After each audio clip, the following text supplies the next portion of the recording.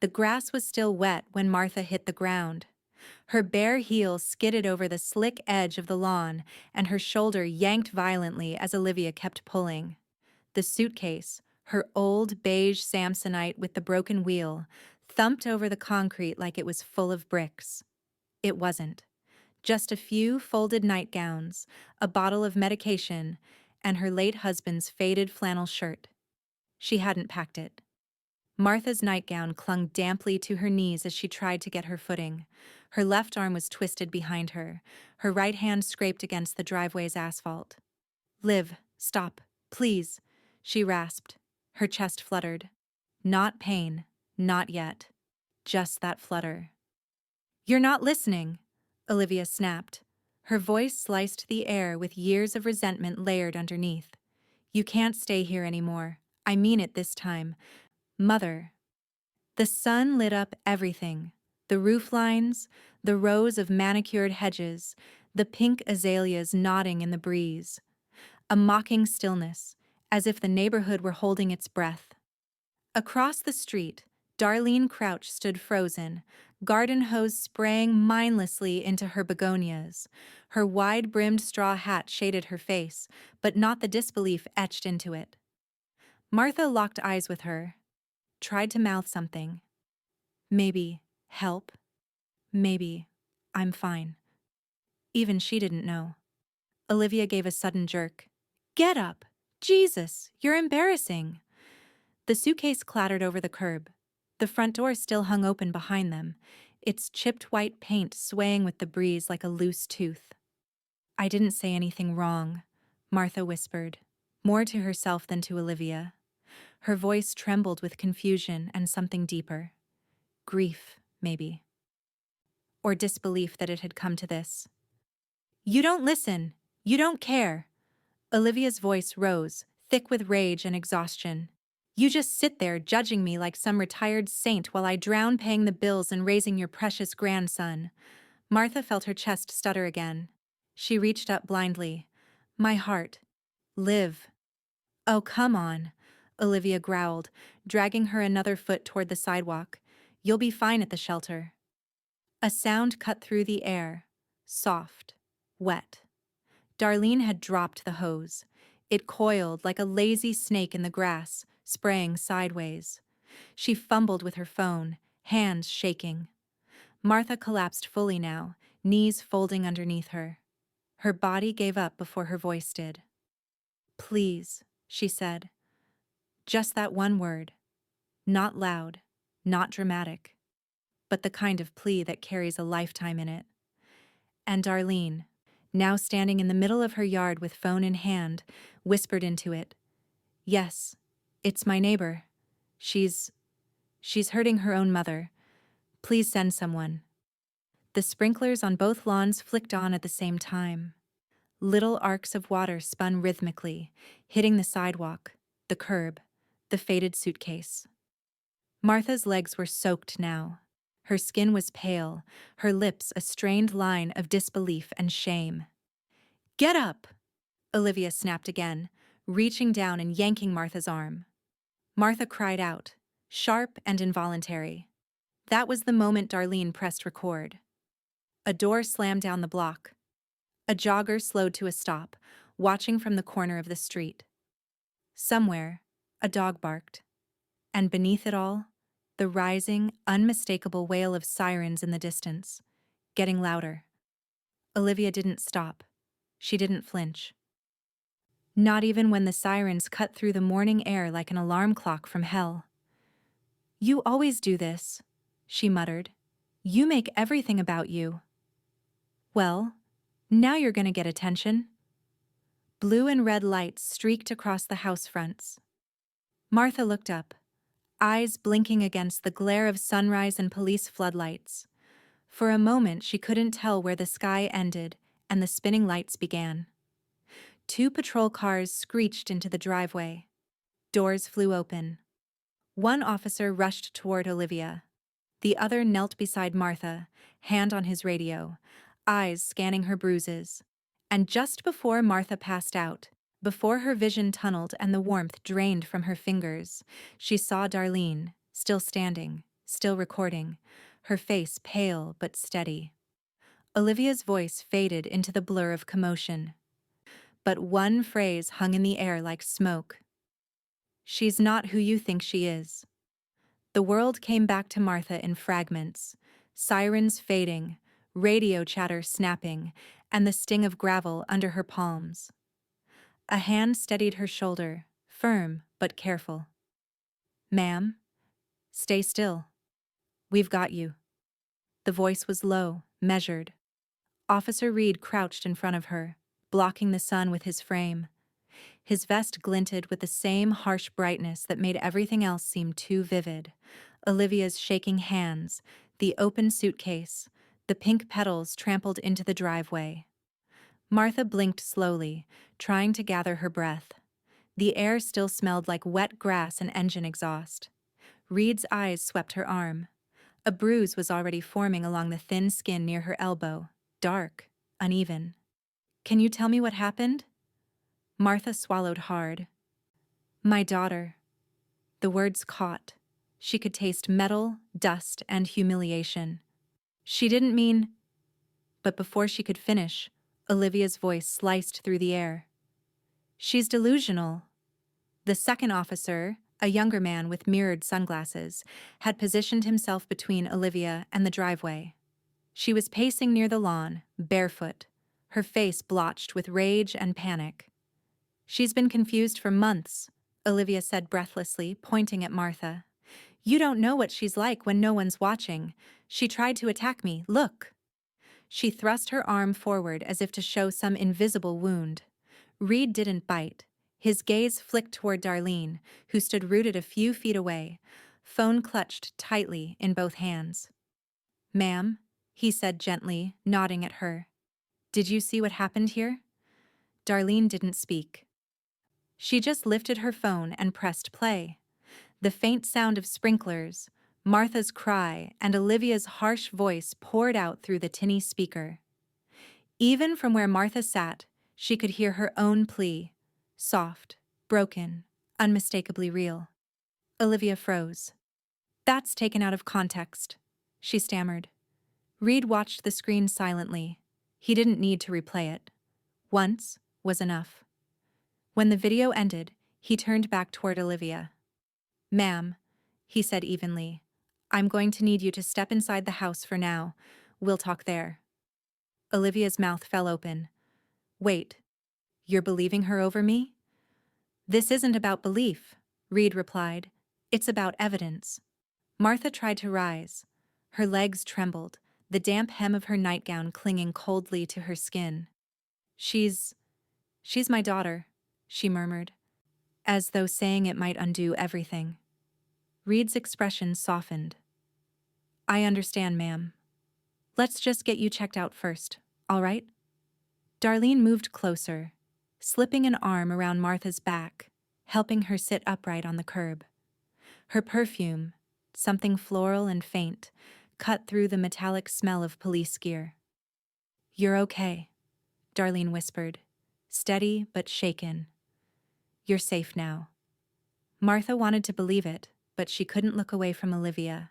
Her daughter standing on that perfect lawn, hair wild, eyes blazing, the morning sun haloing her like some cruel reversal of innocence. "I was helping her," Olivia shouted suddenly. "You don't get it. She's sick. She forgets things, she lies." Reed raised a hand. "That's enough for now, Ms. Keene." His tone was professional, but beneath it was something firm, immovable. Authority wrapped in patience. He nodded at the younger officer who guided Olivia gently but decisively toward the front door. Her protests echoed against the neat facades of neighboring homes. Curtains twitched. Someone's garage door closed halfway, then stopped. Reed turned back to Martha. "Ambulance is en route. You may have some bruising. Anything hurting right now?" "Just..." She touched her chest lightly. "Just here.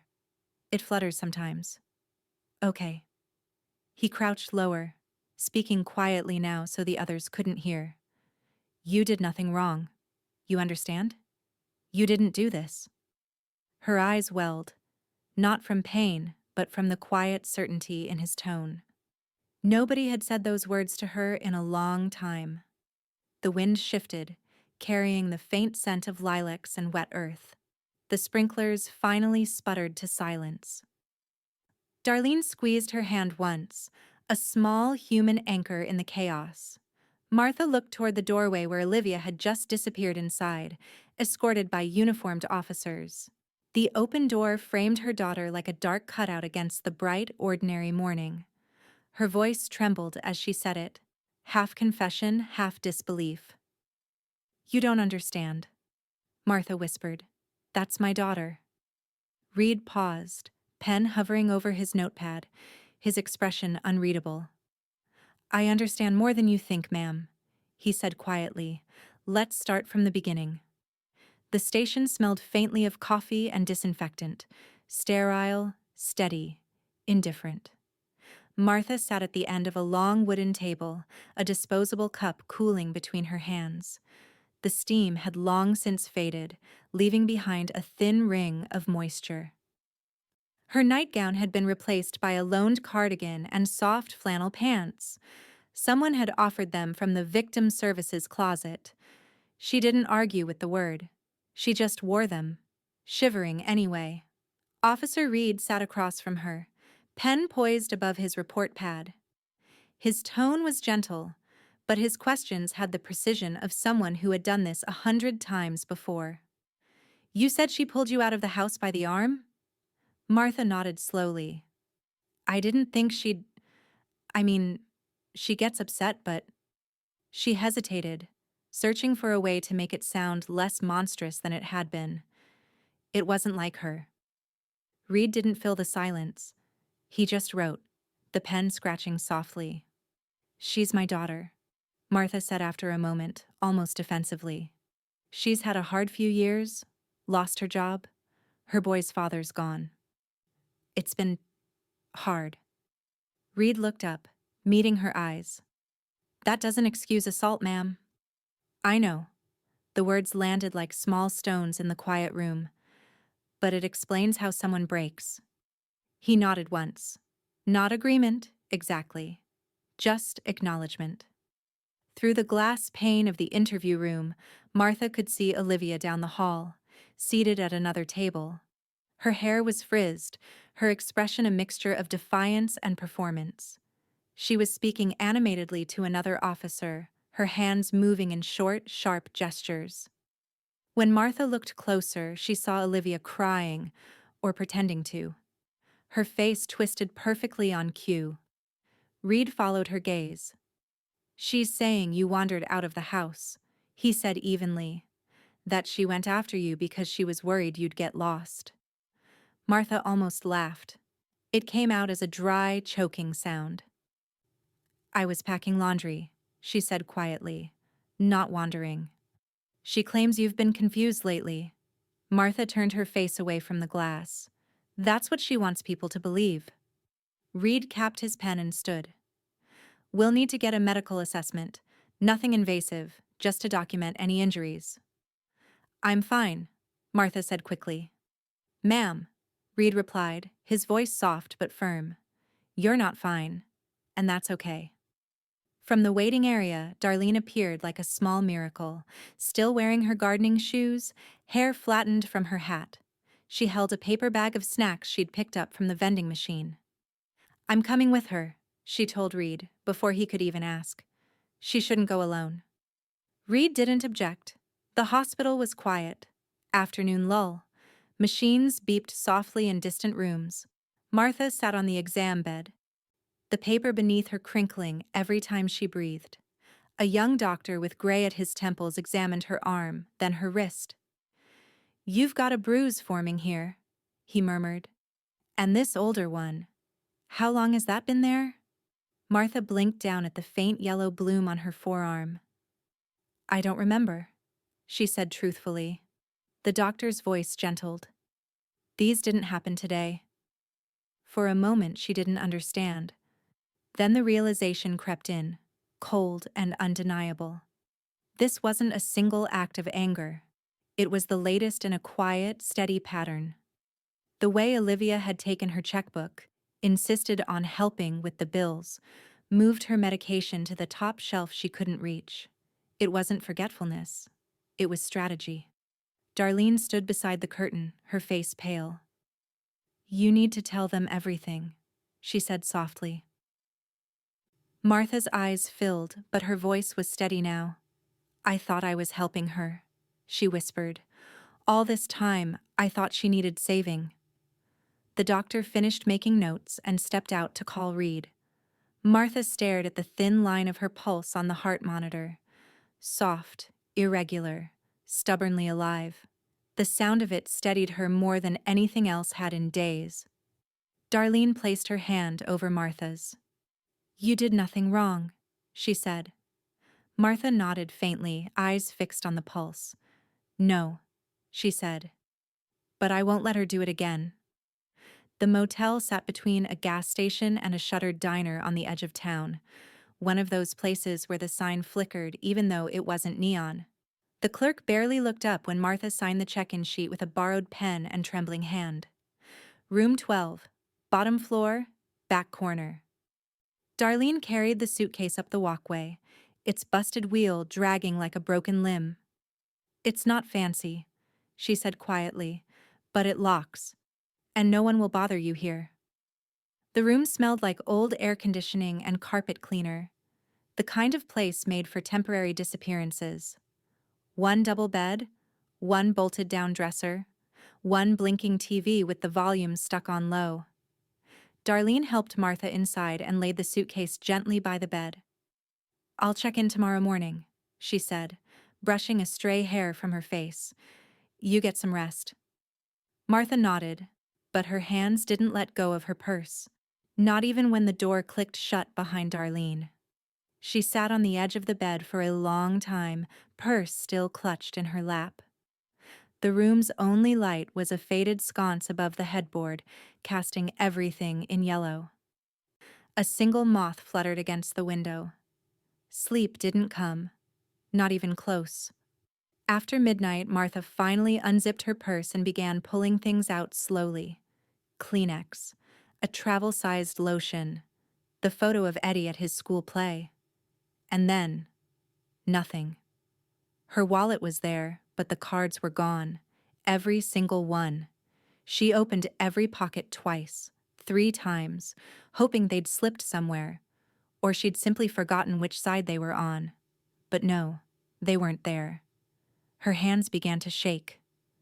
Inside the wallet's center slot was a single folded piece of paper, torn from a notepad. Her daughter's handwriting. Sharp, angry, slanted left. "You owe me for everything." Martha stared at the words until the ink blurred. She read them again and again. The familiar loop of guilt rising with each pass. Maybe I do. Maybe I wasn't there enough. Maybe she's just tired. Maybe this is what love looks like when it's worn out. Then came the colder thought.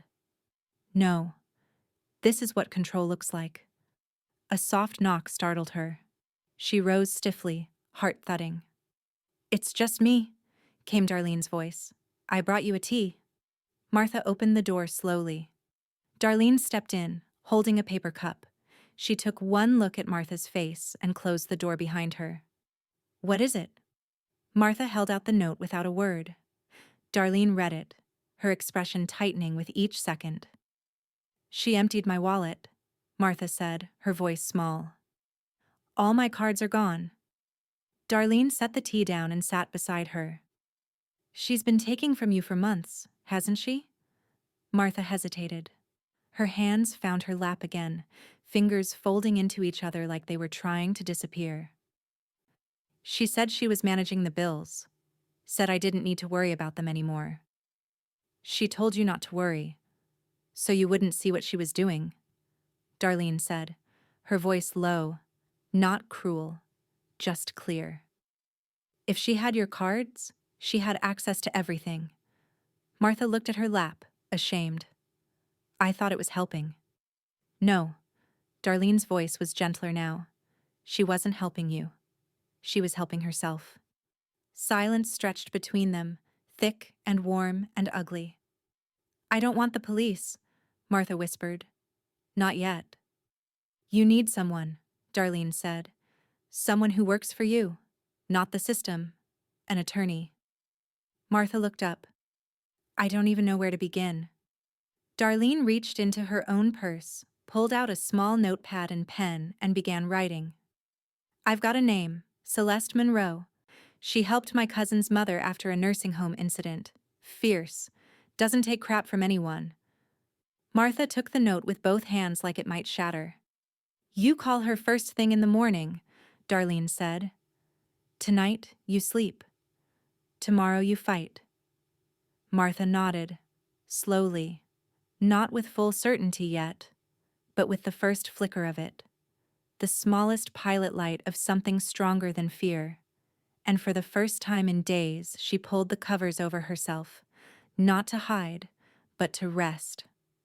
The law office sat 2 floors above a used bookstore in downtown Boulder, tucked between a nail salon and a dry cleaner.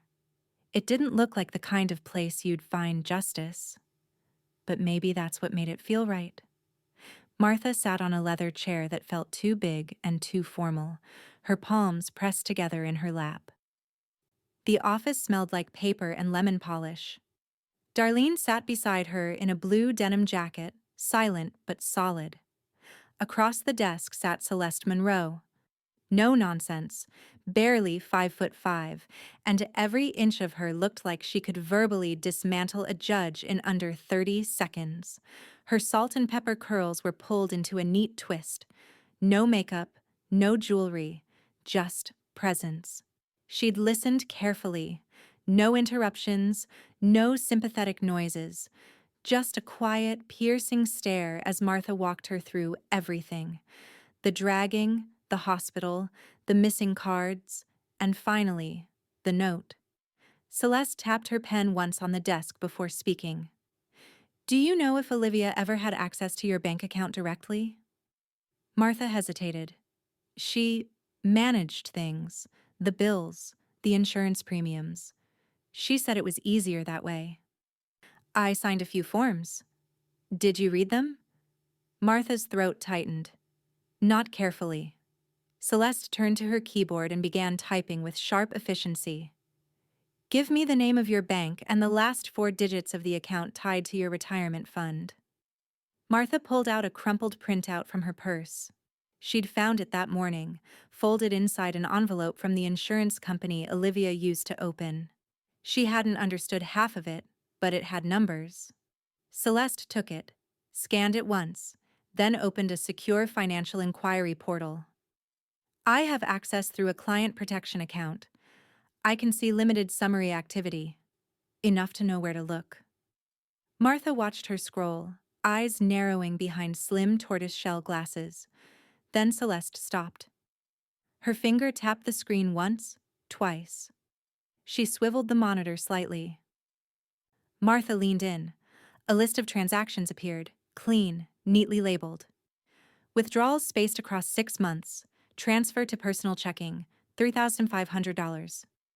Memo, caregiving reimbursement, transfer, $2,800. Memo, prescription pickup, home health aid, transfer, $4,900. Memo, mileage and grocery support. And on, some weekly, some monthly. All labeled with innocent-sounding caregiving terms. The total hovered just above $81,000. Martha covered her mouth with her hand. Her eyes welled, not with tears, but shock so deep it turned quiet. Celeste spoke plainly. "That's elder financial abuse." The room stood still. Martha blinked hard. "My own daughter?" She labeled them as reimbursements to make them look legitimate. If you didn't agree to them, and especially if you didn't benefit from the services she claimed, that's theft. Martha's shoulders collapsed inward, like someone had just untied her bones. "I trusted her," she whispered. "She was all I had left." Celeste's expression softened, but only slightly. "You still have yourself, and now you have me." She turned to Darlene. "You said you had video footage?" Darlene opened her phone and pulled up the file she'd taken that morning, the one with the timestamp. clear as day. Martha's plea, Olivia's aggression, a visual contradiction to everything Olivia had claimed. Celeste nodded. This is good. This proves intent. She wasn't confused or trying to help. She was exerting control. She's smart, Martha murmured. She knows how to twist things. Make me look like the problem. Celeste leaned in slightly. Good. Let her try. That video's just the beginning. If she left that kind of trail with money, odds are she left more somewhere else. Text messages, emails, documents. Martha sat straighter now. Not tall, not proud, but centered. What do we do next? Celeste smiled, not kindly, but like a chess player eyeing an opening. We freeze the damage, then we expose the rest. She slid a packet of forms across the desk. Let's see what else she's hiding. The news segment aired at 6:04 p.m., the soft-spoken anchor easing into it like she was introducing a feel-good charity piece.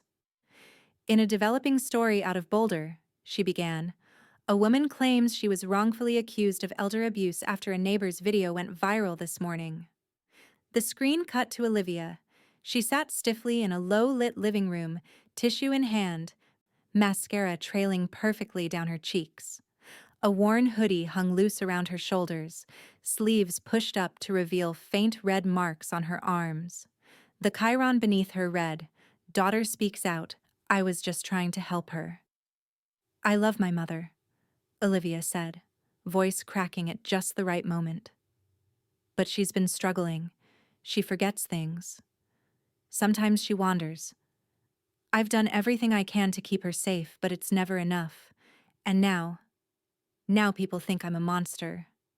Martha sat on the edge of the motel bed, the remote clenched tightly in her hand. Her tea sat untouched. The curtains were drawn, but a strip of cold blue light bled across the carpet. Darlene stood behind her, arms folded. She's milking it.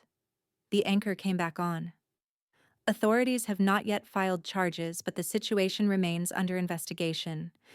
Meanwhile, public reaction to the video has been mixed, some online comments expressing outrage, others calling for caution. The segment ended. The next story was about a rescued dog. Martha muted the television. She didn't speak. Darlene glanced at her. You okay? Martha didn't answer right away. When she did, her voice was low, controlled. She wants attention, she said. I'll give her a spotlight, just not the kind she expects. At Celeste's office the next morning, the mood was different, less investigative, more tactical. Celeste flipped through a folder of documents as she talked. It's exactly what we expected. She's trying to shift the narrative before it catches up to her. She thinks public sympathy will protect her. Martha sat across the desk in the same seat as before. Only now, she didn't fidget. She didn't shrink.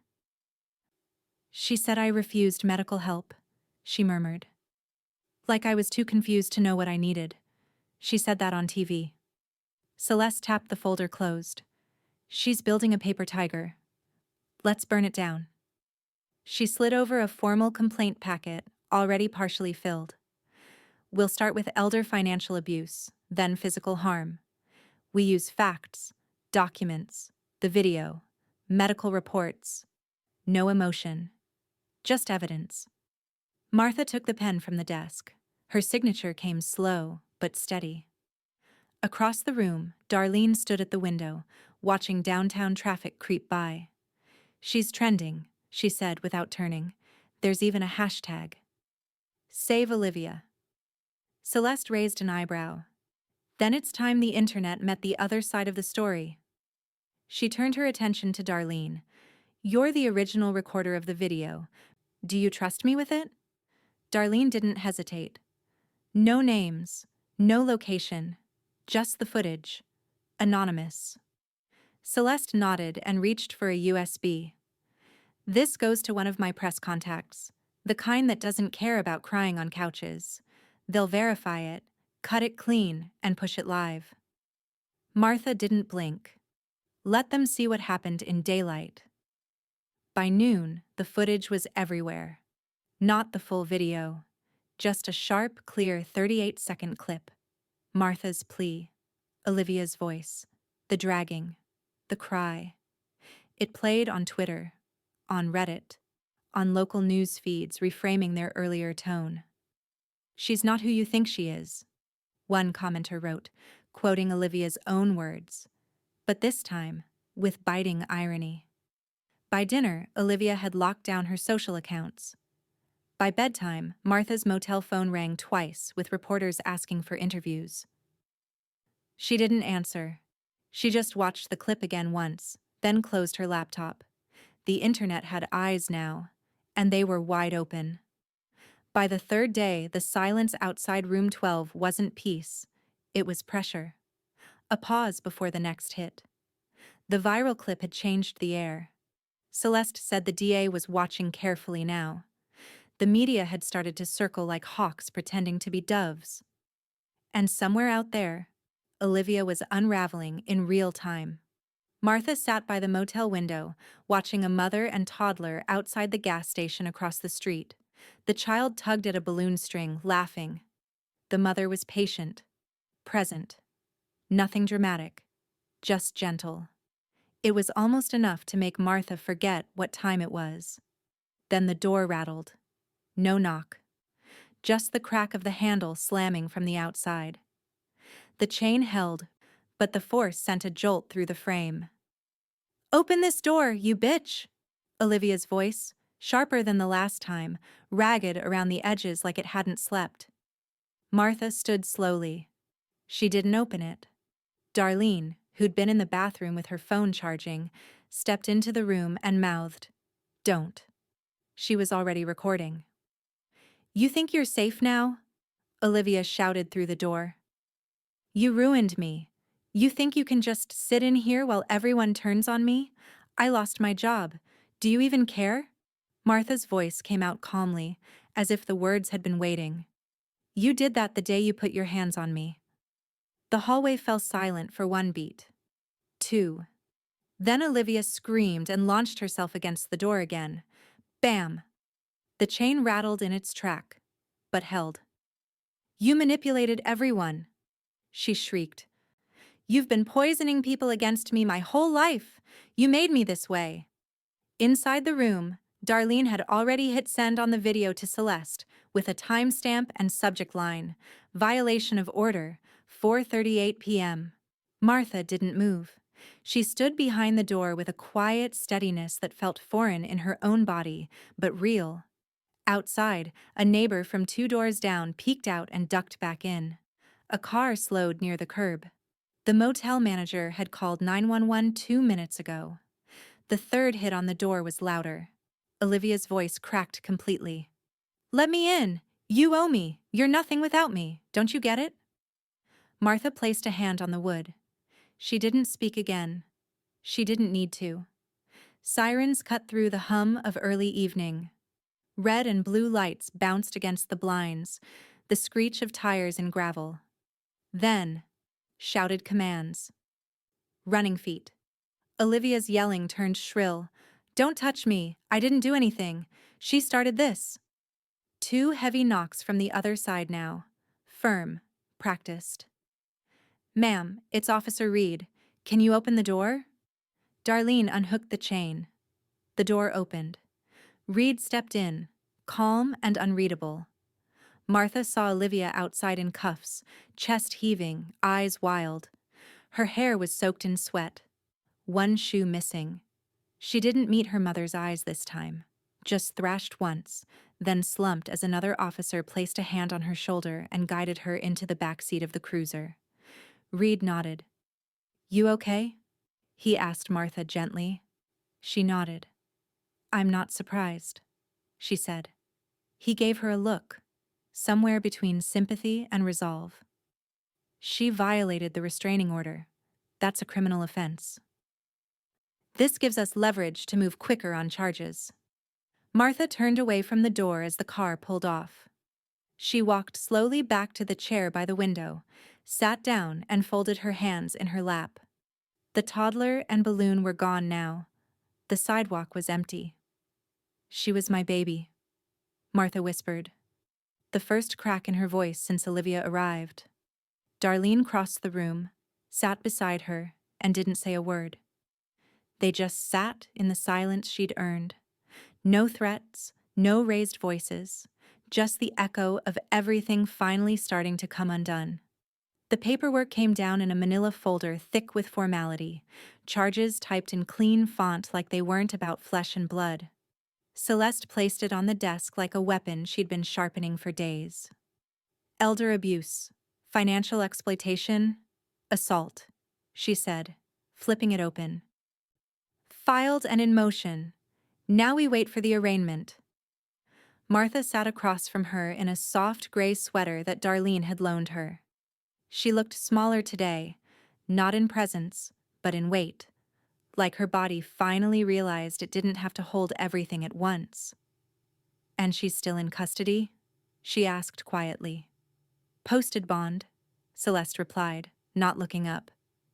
Someone, probably a friend she hasn't manipulated yet. Doesn't matter.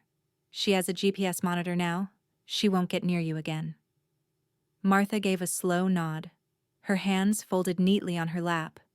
She pled not guilty, Celeste added, her attorneys leaning hard on diminished capacity. Says you're senile, paranoid, that this is a case of a confused old woman misreading her daughter's care. Martha blinked. Once. Slowly. I figured they'd try that. They always do, Celeste muttered. But I have your medical records. Updated, verified, cognitive tests, cardiac reports.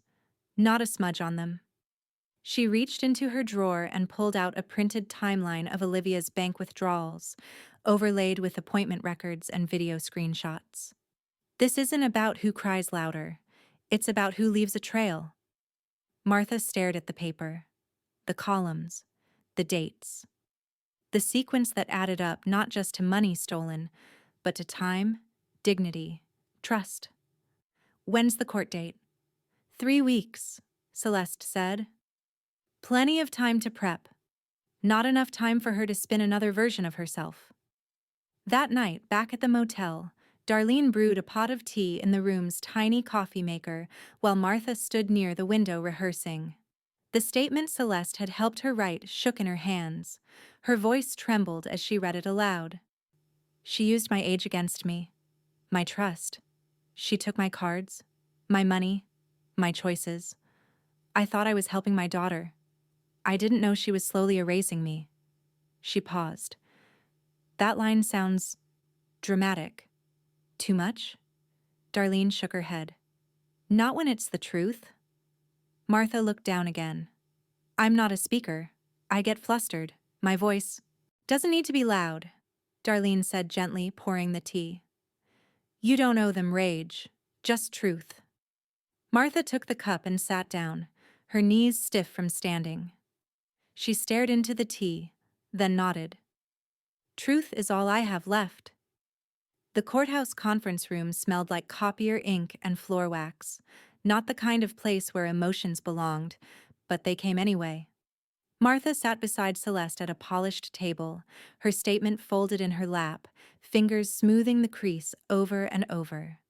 Across the table, Olivia's lawyer, a smug, sharp-suited man with an expensive haircut, barely acknowledged her. Olivia didn't meet her mother's eyes either. Her posture was perfect, her expression contrite. Her wrists wore a thin gold bracelet that looked borrowed. Ms. Keene has significant memory issues, her lawyer began, gesturing with controlled sympathy. Our position is that these charges stem from confusion, not cruelty. Celeste didn't flinch. We have video, medical verification, and documentation of financial misconduct across 6 months. The only confusion here is how long she thought she could get away with it. Olivia's eyes flicked up for the first time. Something behind them shifted. Panic, maybe. Or recognition. The judge set the hearing date. The air in the room changed. The next time they met, the world would be watching. Outside the courtroom, Martha exhaled through her teeth. How do you feel? Darlene asked, stepping in beside her. Martha stared down the hallway Olivia had just walked out of. Like something is starting, she said. And this time, it's mine. The printer in Celeste's office whirred steadily, feeding out a document that didn't belong in this century. Cream-colored paper, faded watermark, Martha's name written at the top in a serif font that mimicked dignity. Celeste picked it up by the corner and laid it flat on her desk. "This came through during discovery," she said quietly, "found in a stack of financial disclosures your daughter's lawyer submitted late last night. I doubt he even knew what he was handing over." Martha leaned closer.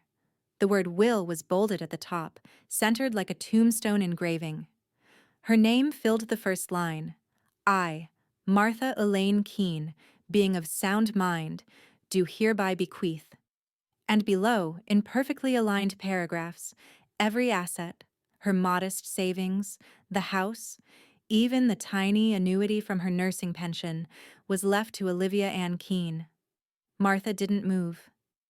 Her eyes traveled to the bottom of the page, to the signature that claimed to be hers. It wasn't. The loops in her cursive M were closed, tight, always had been. Here, they were wide, pretending to look elegant. The E in Elaine leaned backward. Hers never did. "She didn't even get the loops right," Martha said softly. Celeste's jaw tightened. "That's felony fraud." The printer clicked once more, spitting out a second sheet. Metadata analysis from the notary's log. No official stamp.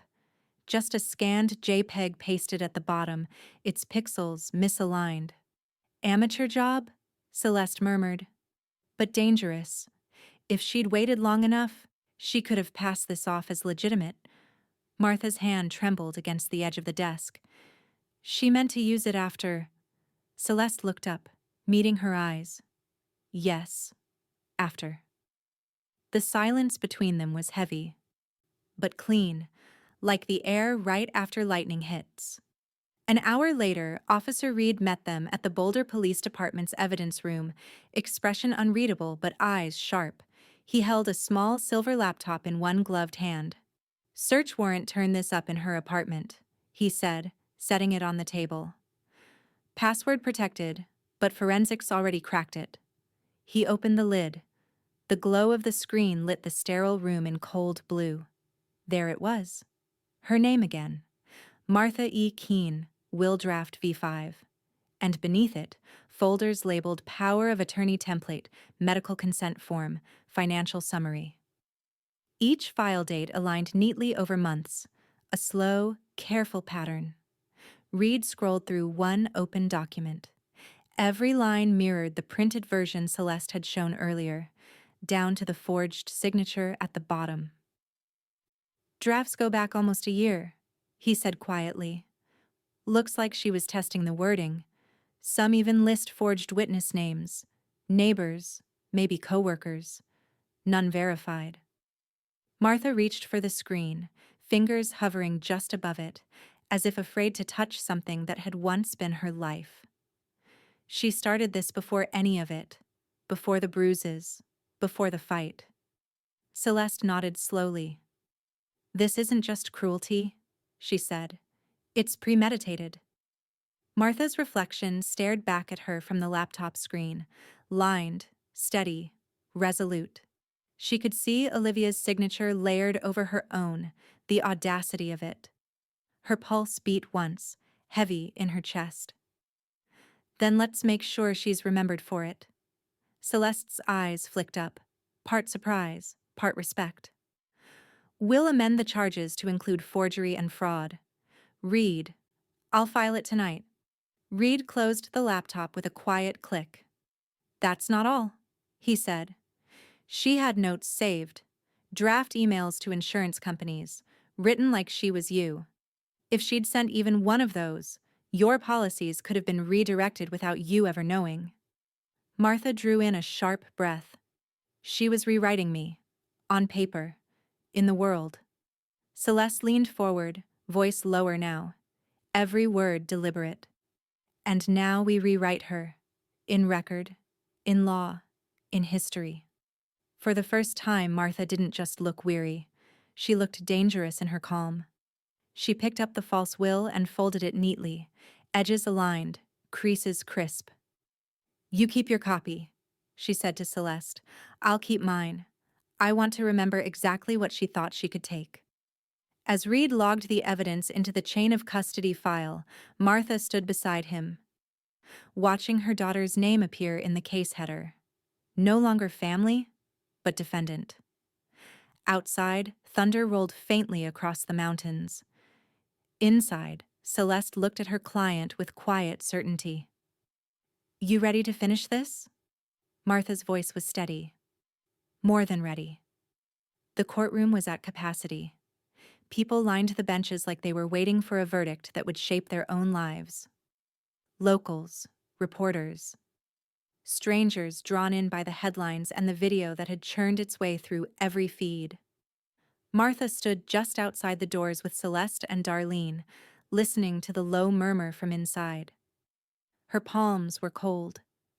Her breath came thin. But she didn't feel afraid. Just ready. "Let them look," Celeste said beside her. "Today's the day they stop seeing her as a daughter and start seeing her as what she is." They stepped inside. Olivia was already seated at the defense table, flanked by her attorney. Her hair was pulled into a sleek bun. No makeup this time. Her face was bare, almost saintly in its stillness. A calculated image. A deliberate costume. She didn't glance back as Martha took her place across the aisle. The judge, a lean woman with sharp features and an unblinking gaze, called the session to order. Celeste rose. "Your Honor, the prosecution will begin with Exhibit A, the incident footage recorded by Ms. Darlene Crouch." The lights dimmed slightly. A screen lowered near the jury box. The clip played. No narration, no cuts. Just the raw 38 seconds. Martha's voice. Olivia's dragging grip. The cry. The sprinklers hissing over everything like they were trying to drown it out. When the screen went black, the room didn't move for 3 long seconds. Then a faint gasp near the back. A rustle of bodies. Even the defense attorney shifted. Celeste stood slowly. "We submit this as the baseline for what followed. A pattern of emotional manipulation, financial exploitation, and premeditated fraud." She turned to the witness bench. "The prosecution calls Ms. Darlene Crouch." Darlene stood and walked to the front without hesitation. She wore her church denim jacket, her hair pulled into a no-nonsense braid. Celeste led her through the basics. Name, address, relationship to Martha. The day in question. Darlene's voice was soft, clear, and devastating. "I saw Martha pulled across that lawn like trash. I saw her cry out. And I saw her daughter ignore it. That's why I filmed it.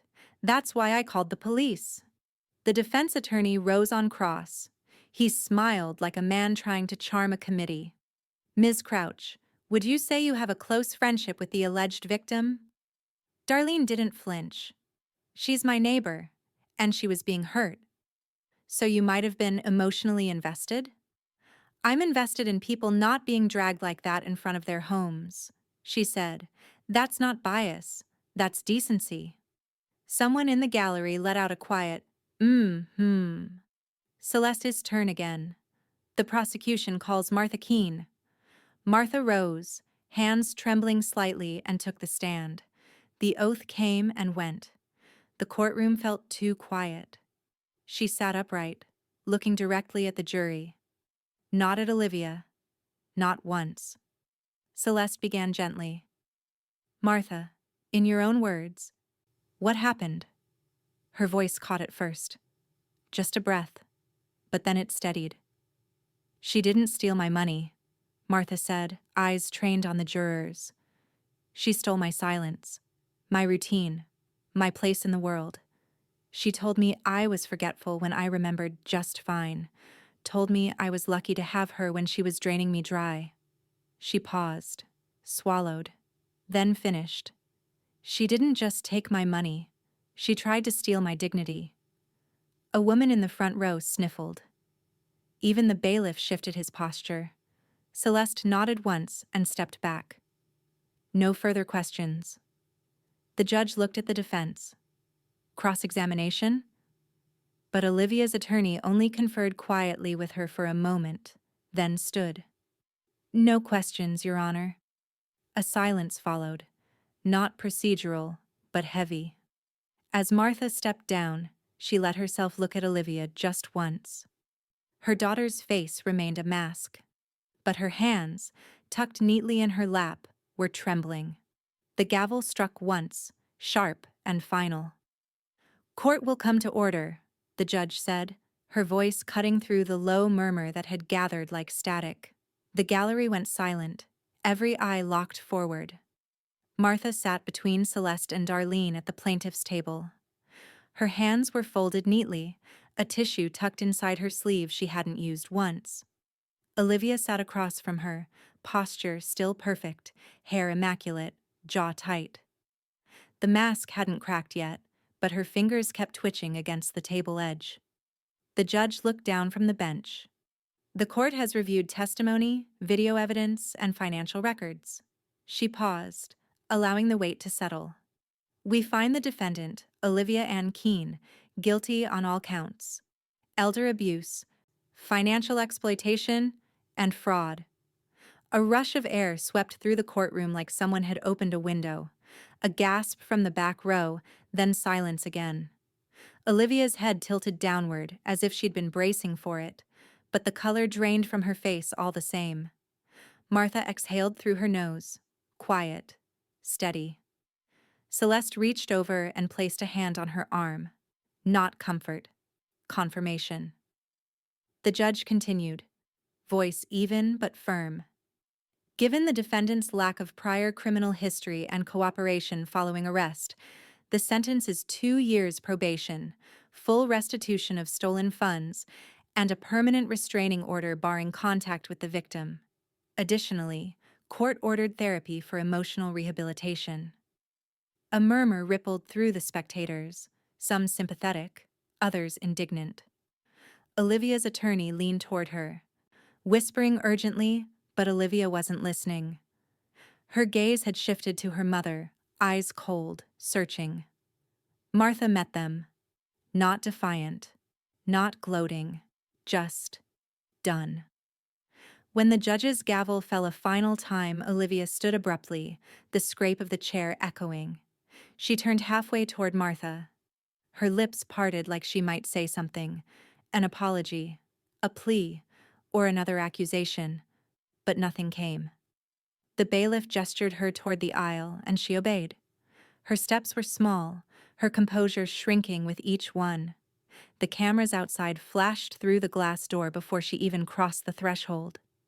Celeste closed her folder slowly.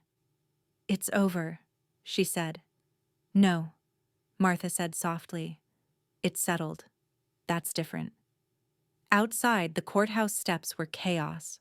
Microphones thrust forward, reporters shouting questions that blurred together. "Ms. Keene, do you forgive her? Is this justice or revenge? Do you think the sentence was fair?" Martha stopped at the bottom of the stairs. The mountain wind cut across her face, sharp and clean. Darlene hovered just behind her, shielding her from the press with a protective shoulder. Celeste gave her a small nod, permission to speak or to stay silent. Her choice. Martha turned toward the nearest microphone. Her expression was calm, voice clear enough to carry over the noise. "Love doesn't excuse cruelty," she said. A hush fell, not from reverence, but from surprise. Then came the flurry of shutters, the feeding frenzy of sound bites. Celeste stepped in, ushering her through the swarm toward the waiting car. As they reached the door, Martha looked back once. The courthouse loomed behind her, all stone and judgment. Olivia's silhouette was barely visible through the reporters, small, cornered, yet still trying to look composed. Martha's voice was quiet as she slid into the back seat. "I never wanted to destroy her," she said. "I just wanted the truth to matter." Darlene squeezed her hand gently. It does now. That night, the quote ran across every local headline. Love doesn't excuse cruelty. Elder abuse case stirs Boulder community. The photo beneath it showed Martha stepping down the courthouse steps, wind catching her gray hair like a flag of quiet defiance. At the motel, she folded the paper neatly and placed it beside her tea. The steam rose, faint and unsteady, curling into the dark. She closed her eyes and breathed. Once, twice, 3 times. For the first time in months, her lungs didn't tremble when she did. But peace, she knew, wasn't full yet. It never is. Not when the person who hurt you shares your face in the mirror. The key still worked. That surprised her more than it should have. Martha stood in the threshold of Olivia's house. No, not hers anymore. Just a hollowed-out shell of what once tried to pretend it was home. 2 officers from Boulder PD had met her at the curb. One handed her a clipboard. The other gently placed a banker's box on the porch. Inside, legal forms, a short inventory list, and the quiet dignity of what remained. This is what was recoverable, the taller officer had said. Some of it was in bad shape. He wasn't wrong. The furniture had been left in disarray. A chair she once gifted Olivia sat splintered in a corner. Its arm snapped at the joint like something had been thrown. Picture frames, once on the mantel, were scattered across the floor. Some cracked, some empty. She stepped inside, Darlene just behind her. The air was stale, a mix of vinegar cleaning spray and something deeper, like resentment baked into the carpet. "Take your time," Darlene said softly. The officers waited outside. They knew this wasn't about theft recovery. It was about something heavier. Martha walked slowly through the living room, past the shadowy outlines where art had once hung, now replaced by blank nails and warped drywall. A photo of her and Eddie lay on the floor near the kitchen, its frame cracked diagonally across their faces. She picked it up gently, brushed off the dust. Her thumb ran across Eddie's toothy grin, his crayon-streaked shirt, the joy of a day at the park long gone. In the corner, beneath a scorched lampshade, she saw a folded piece of paper propped between 2 books. Not hidden exactly, just waiting. She reached for it. The edges were wrinkled, the colors bright. A child's drawing clearly, scribbled hearts and stick figures. Crayons pressed so hard they'd left indentations in the paper. At the top, in crooked block letters, "Grandma's the brave one." Her breath caught. The room shifted around her, blurred. The figure in the drawing looked like her. Gray curls, glasses, a bright red sweater she hadn't worn in years but Eddie had remembered. Standing in front of a tall blue house with a heart above it. A tiny stick-figure boy stood beside her, holding her hand. She clutched it to her chest, the tears coming before she had a chance to fight them. Not sobs, just a slow, quiet flood, the kind that rewrites everything. Darlene came closer but didn't speak. Martha let the paper fall slightly from her chest, just enough to look around the room again. It wasn't sadness she felt now. Not completely. It was absence. And in that absence, space. Celeste arrived a few minutes later, parking across the street. She stepped in quietly, heels clicking on the tile. "I brought a van," she said, nodding toward the curb. "We can load what matters. Leave the rest." Martha nodded, wiping her eyes. "That won't take long." They gathered only what was hers: a box of old recipes, some family albums, a jewelry box with her wedding band inside. As they stepped out, an older woman stood by the van, holding a folded tarp and a box of dishware. It took Martha a moment to place her, short silver hair, oxygen tank slung over her shoulder like it was nothing. "Grace," she said. From across the street, Grace smiled and offered a small wave. "Heard you might need a few things," she said. "Figured I'd bring a start." Martha blinked, stunned. I didn't think you remembered me? I remember everyone who shows up when it's hardest, Grace said. And people like you? We don't let them disappear. Martha looked back at the broken house, then to the van, then at Darlene and Celeste. Celeste laid a hand on her shoulder. You can rebuild, she said. But Martha shook her head slowly, the faintest smile breaking across her face. No, she said. I can restart. The envelope was heavy, thicker than most, sealed with wax, and marked confidential in red ink across the corner. It sat on Celeste's desk like it had been waiting its turn. Martha stared at it as she took her seat across from her attorney, the weight of the past week still in her joints. She'd been tired every day since the verdict, but not worn out, just emptied, like her body was finally making room for something new. Celeste peeled the seal open carefully, scanning the enclosed paperwork with a practiced eye. She flipped once, then again, then stopped, her brow furrowing slightly. Do you remember your husband's old policy through the city hospital? The one tied to his pension? Martha nodded. It was modest. He got it in the 80s. I thought it paid out already. Celeste tapped the second page. It never did. It's been sitting in probate, unclaimed, flagged for conflict. Because someone submitted an altered beneficiary form last year, months after he died. Martha blinked. Altered? Celeste slid the forged form across the desk. The handwriting was too tidy. The signature was dated 5 months after the death certificate. And the new beneficiary listed? Olivia Ann Keene. Martha's face tightened. Not with shock. She'd moved past that. But with something colder. Cleaner. Did it go through? She asked. No, Celeste said. The insurance administrator flagged it.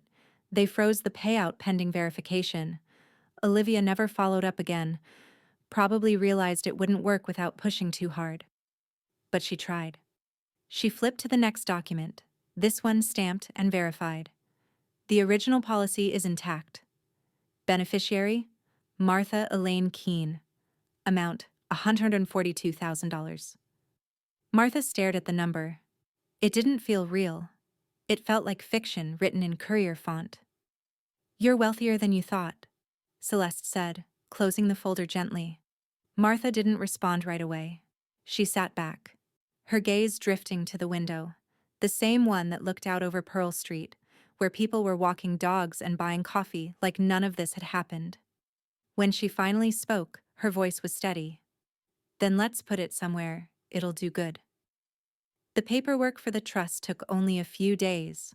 Celeste drafted it herself, tight and ironclad. A restricted education trust, legally protected from Olivia's access, with all funds earmarked exclusively for Edward Keene's schooling, from kindergarten to college. Eddie wouldn't know it yet. Not for years. But someday, he'd open an acceptance letter without having to wonder who would pay. Someday, he'd show up at an office or a job or a dorm and carry her name with him, not as a shadow, but as a foundation. Martha signed the final form in Darlene's living room, where they'd begun spending afternoons over coffee and puzzles. Darlene sat across from her, thumbing the corner of a knitting magazine but watching her closely. You didn't have to do this, she said. You could have taken that money and started over on a beach somewhere. I am starting over, Martha said. Just not for me. Darlene nodded, then paused. You know what this is, right? Martha looked up. Breaking the cycle, Darlene said. But Martha shook her head. No, she said quietly. I'm closing it. Outside the window, Eddie and a caseworker played on the lawn, his court-ordered visit supervised but peaceful. He kicked a ball into a corner of sunlight and grinned when it bounced back. He didn't see her watching, but she saw him. And this time, for the first time, she felt certain that he would never need to see what she had seen. Not the dragging, not the pleading, not the bruises, visible or otherwise. She had taken the worst of it. And now she was turning it into something that couldn't be stolen. Not this time. Not ever again. The house was small. Just 2 bedrooms, a narrow galley kitchen, and a sloped backyard with tired soil and a cracked bird bath. But it was hers. It sat on a quiet street just 10 minutes from where everything had fallen apart. Yet it felt like another world. There was no gate, no locked mailbox, no blinds drawn in defense, just open windows and the slow hum of possibility. Martha stood in the garden bed wearing old jeans, knees in the dirt, her hands around a sprouting tomato plant. "Gently," she said, glancing sideways. Beside her, Eddie knelt with one knee down and the other leg bouncing like it wanted to run. He was wearing mismatched gloves and a blue t-shirt with a dinosaur on the front. "Like this?" he asked, patting the soil around his own plant with soft fingers. "Perfect," Martha said. "Roots like it firm, not crushed." Eddie grinned. "Tomatoes are weird. They're squishy and crunchy." "That's why they're special," she replied. "Things that grow with care usually are." A quiet moment stretched between them as they both worked in the warm dirt. Nearby, a social worker sat in a lawn chair, thumbing through a clipboard but not interfering. Supervised contact had become more relaxed with each visit. Trust, like tomatoes, needed time and tending. Behind them, Darlene rolled up in her station wagon with a crate of flyers and a bright green canvas banner flapping from the back seat. "Guess what?" she called. "The rec center finally approved our workshop dates. Seniors, caregivers, volunteers, every second Thursday. You're officially co-chair, whether you like it or not." Martha stood, brushing her hands off on her jeans. "I'm honored." Terrified, but honored. Darlene smirked. "We'll start with how to spot the red flags. You talk about Olivia. I'll talk about my Uncle Hank. He thought wiring money to a pastor in Tampa was normal." Martha chuckled, and it surprised her how natural it felt now. "Besides," Darlene added, "we've got a guest list forming. Even Celeste is coming." Right on cue, Celeste pulled up in her sleek gray sedan. She stepped out in her usual all-black clipboard in hand, expression unreadable until she caught Martha's eye. Then she smiled. Just a little, but enough. The community center lawn had been prepped with chairs, folding tables and coffee urns. Neighbors filed in slowly, some familiar, some curious. A few reporters hovered near the back. But this wasn't a media moment. It was quieter than that. More sacred. Martha stood at the front with Darlene and Celeste on either side. She didn't hold a speech. She didn't need one. She looked out at the crowd and then down at Eddie, who sat cross-legged in the front row with dirt still on his knees. "Most people think healing means going backward," she said, voice steady but soft. "Back to the way things were. But the truth is, sometimes, healing means building something entirely new." She took a slow breath.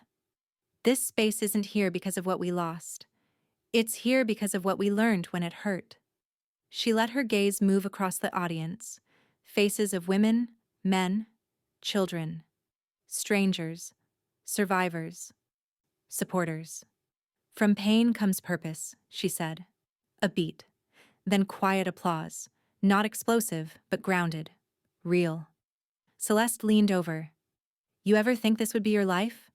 Martha gave a small shake of her head. "I thought my life was over in a motel room with tea I didn't drink." Darlene slipped an arm around her shoulder. "Now you've got tomatoes." "And a future," Celeste added. Eddie bounded up and tugged her sleeve. "Can I plant the strawberries next?" Martha smiled down at him, heart full. "Of course," she said. "But this time, we dig deeper." And they did. Together, in soil that had once been dry and forgotten, they made something grow. The porch creaked gently as Martha shifted in her chair. The cushion softened with use. A chipped ceramic mug rested in her hands, steam curling from the top. Real tea this time. steeped just the way she liked it. The bruise on her arm was gone, the skin beneath her sleeve smooth again, untouched by memory unless she chose to go there. The sun sank low behind the neighboring roofs, painting the edges of the world in orange and gold. The tomato plants swayed gently in the garden bed, and somewhere down the block, wind chimes offered a lazy lullaby. She exhaled slowly. Footsteps approached, familiar ones. Darlene appeared at the edge of the porch, balancing two small bowls of peaches and cream. "You know," she said, handing one over, "I always thought we'd become friends yelling at squirrels or bad drivers. Not all this." Martha smiled softly. "Life doesn't always pick the entrance, but it gives you the choice to stay." They ate in comfortable silence for a few moments. No need to fill the air anymore. They'd earned the quiet. Then Martha spoke, voice low. "Do you ever regret calling 911?" Darlene paused, spoon halfway to her mouth. "No," she said. "I regret not doing it sooner." They both sat with that for a moment. The street was still, dusk folding in like a blanket. A sprinkler sputtered to life 2 houses down. Wind tugged at the trees. Somewhere nearby, a group of kids laughed. Pure, unbothered sound. One of them, she was sure, was Eddie. He visited twice a week now, and every visit stretched a little longer. Today he'd raced in circles through the yard until his shoelaces gave out, and he fell into the grass giggling. It had taken months, but laughter had returned to this street. Martha ran a thumb over the rim of her mug, watching the steam fade.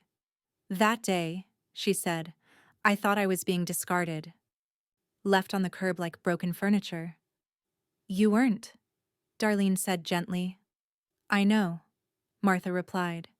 "But it felt like it." She turned toward her friend now, eyes steady. "What they found that day wasn't a victim. It was the start of my freedom." Darlene blinked, then nodded. Hell of a beginning.